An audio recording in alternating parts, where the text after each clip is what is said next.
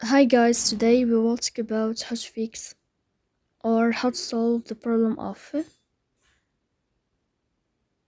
failed searching on the application of Hacoo. You will click on settings.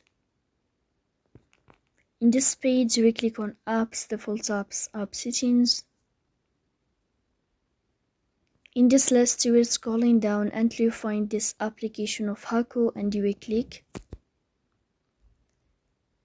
Then here you will click on first stop and you will click OK. After that, you will enter to the window of storage. Then here you will click on clear cache. Then we go to Play Store. You will search about the application of Hacoo.